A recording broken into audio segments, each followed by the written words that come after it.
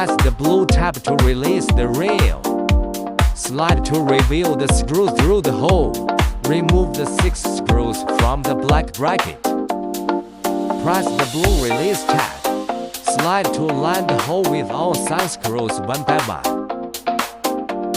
Use the hex key to loosen the screws through the excess holes. Loosen the side inner screws, then the side front screws. Identify left and right sides by the downward blue tabs. Remove the remaining those screws from the detached rail. Slide the rail to align the hole with the bracket screw. Loosen the 3 screws, then the front screws. Attach the silver slide to the black bracket.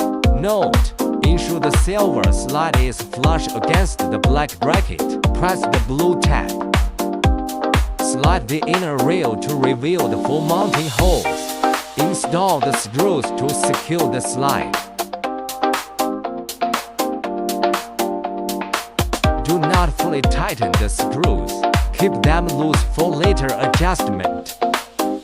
Slide to align the holes. Install and tighten the screws sequentially from left to right. Extend the slide. Align the slide with the ceiling mounting holes.